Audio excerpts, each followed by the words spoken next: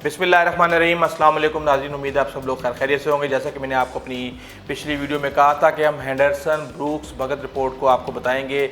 उससे पहले मैं आपको करंट सिचुएशन बता दूं कि इस वक्त मामला क्या चल रहे हैं। वादी गलवान के मुकामी लोग, जिनसे तकरीबन 3-4 किलोमीटर के दूरी पे ये स्टैंड ऑफ हुआ था भारतीय और चीनी फ़ौजियों के दरमियान, और उस जगह पे जहाँ पे स्टैंड ऑफ हुआ था वो उनकी जगह है जहाँ पे वो अपनी जो है ना गायें भैंसें और जो उनकी भेड़ बकरियां हैं उनको वो चराते हैं। मेरे ख्याल से भैंसें तो इतने पहाड़ी इलाके के अंदर नहीं होंगी, बहरहाल उनके जो जितने भी मवेशी हैं उनको वो वहाँ पे चराते हैं और इनकी ज़मीन जो है ना वहाँ पे है। वहाँ पर मौजूद एक काउंसलर का कहना है कि मुझे गाँव के बारे में तशवीश है, क्योंकि हमारे कुछ गाँव इस जगह से 3 किलोमीटर के फासले पर हैं जहाँ हिंदुस्तान और चीन के दरमियान तनाज़ा हुआ है। मकामी लोगों को खौफ है कि अगर दोनों के दरमियान तनाव बढ़ता है तो ये इस वक्त ख़त्म होगा जब इनकी चरागाहें वाले इलाके चीन में शामिल कर लिए जाएंगे। मकामी आबादी का कहना है कि हम अपने गांव से रोज़ाना 100 से 200 गाड़ियां आते जाते देखते हैं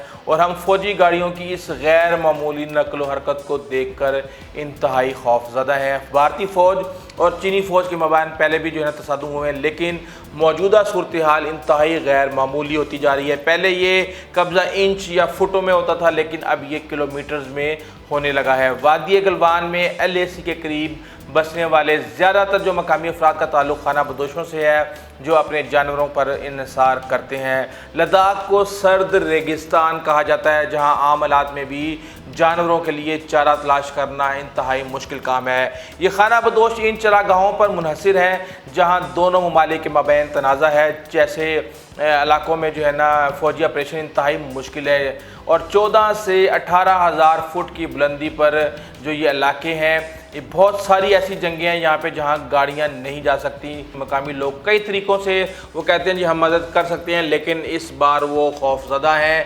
क्योंकि इंतज़ामिया की तरफ से जो मवासलात का कोई ज़रिया मौजूद नहीं है और भारत ने भी हाथ खड़े कर दिए हैं, इसलिए हम कहाँ से कुछ करेंगे। आप आते हैं हेंडरसन ब्रूक्स भगत रिपोर्ट के ऊपर। भारतीय फ़ौज के 2 अफसरान लेफ्टिनेंट जनरल हेंडरसन ब्रूक्स और ब्रिगेडियर जनरल परमिंदर सिंह भगत जो है विक्टोरिया क्रॉस से वो 1962 की भारत चीन जंग के असबाब के जायज़े पर उन्होंने मबनी एक रिपोर्ट तैयार की।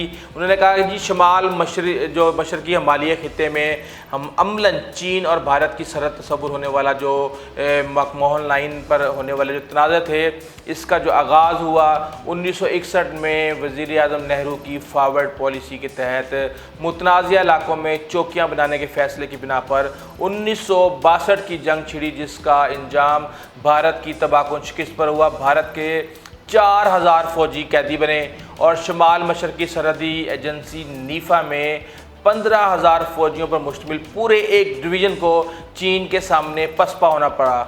भारत को भारी जानी नुकसान हुआ। इस जंग में इसके 1383 फ़ौजी मारे गए, 1047 ज़ख्मी और 1696 ऐसे थे जो कि लापता हो गए। हज़ारों भारतीय फ़ौजियों ने फ़रार होकर इस वक्त के मशरकी पाकिस्तान में पनाह ली, जिसको अभी बांग्लादेश कहा जाता है। और भारत को धूल चटाने के बाद अचानक ही चीन ने यकतरफा जंगबंदी करके अपने फ़ौज वापस बुलाने का ऐलान किया और ये जंग इख्तिताम को पहुंची। भारत इस शिकस्त के दाग छुपाने की कोशिश करता है और आज तक चीन को जारियत का मुर्तकब बनाता है। मज़कूरा कमीशन ख़ुद को नाकाबिले शिकस्त तस्वर करने वाली भारतीय फ़ौज की ज़िल्लत आमेज़ शिकस्त के असबाब जानने के लिए बनाया गया था।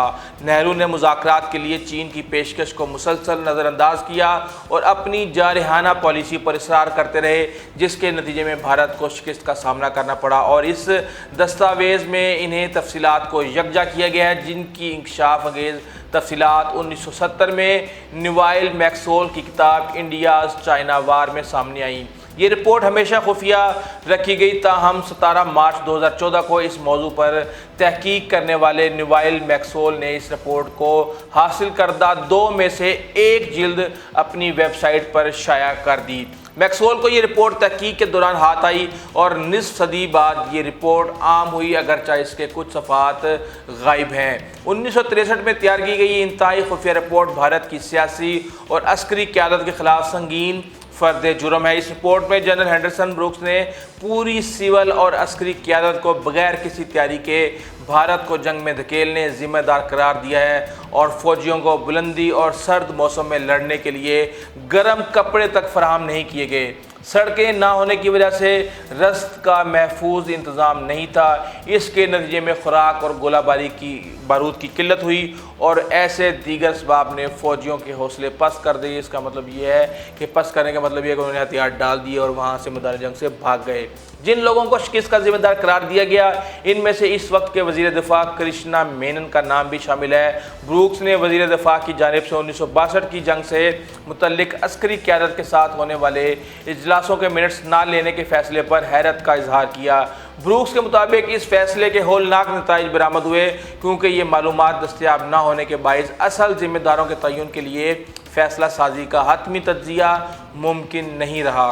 रिपोर्ट्स में इंटेलिजेंस ब्यूरो की जल्दबाजी, नाअहली और नाकस कारकर्दगी के लिए इसके डायरेक्टर को जिम्मेदार करार दिया गया और रिपोर्ट में कहा गया कि बज़ाहिर ऐसा लगता है कि DIB की राय ये थी कि मुतनाज़ इलाके में चौकियों की तामीर पर चीन खामोश रहेगा।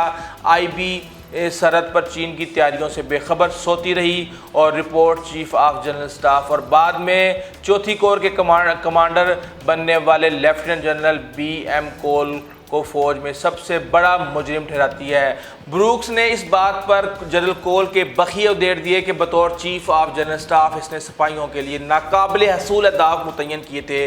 इसकी वजह यह थी कि लेफ्टिनेंट कोल को आर्मी सप्लाई कोर में भेज दिया गया था और ब्रिगेडियर के रैंक में तरक्की पाने तक इसने लड़ाई में हिस्सा लेने वाली किसी यूनिट को कमांड नहीं किया था। इन्फेंट्री, आर्मर्ड, आर्टिलरी और इंजीनियर्स कोर के सीनियर अफसरान को तरक्की पाने के लिए लाजमी लड़ाका यूनियंस की कमांड करना पड़ती है, लेकिन सप्लाई कोर से ताल्लुक़ रखने वाले अफसर को ये जिम्मेदारी कैसे दी जा सकती है? कूल को बरहमन होने की वजह से वज़ीर आज़म नेहरू के साथ ताल्लुक़ और वज़ीर दिफा कृष्णा मेनन की कुर्बत की वजह से तरक्कियाँ मिलती रहीं। कूल ने अपना डिवीजनल कमांड का पूरा अरसा डिवीज़न के एहलकारों के लिए बैरिक्स की तामीर की वजह से होने वाली मलामत का सामना करते गुजारा। जंगी हालात में ऐसे नातजुर्बाकार अफसर को मैदान में उतारने वाली फ़ौज की क़यादत देना नाकाबिल फ़हम है। चीफ ऑफ स्टाफ की हैसियत में जनरल कोल ने अपनी हुकूमत को इस गलत फहमी में मुब्तला रखा कि पेश कदमी की पॉलिसी पर चीन जवाब नहीं देगा। मजीद ये कि मैदान में मौजूद रहने के बजाय कूल सेहत का बहाना बनाकर दिल्ली चला गया और वहाँ से बैठकर हदायत जारी करता रहा। 1962 की जो चीन भारत जंग में हिस्सा लेने वाले 7वीं इन्फेंट्री ब्रिगेड के साबिक कमांडिंग अफसर ब्रिगेडियर जॉन डुलवी ने हिमालयन ब्लेंडर्स के नाम से जो किताब लिखी है, जिसमें अपनी मुल्क की इस जंगी शिकस्त के बारे में ज़ाती मुशाहिदात बयान किए हैं। वो जनरल कूल के बारे में लिखते हैं कि जूनियर अफसर के तौर पर भी वो मैदान जंग की सख्तियों से फरार इख्तियार करता रहा और सिफारिश के ज़रिए सीनियर कमांड में अहम जिम्मेदारियां हासिल करता रहा।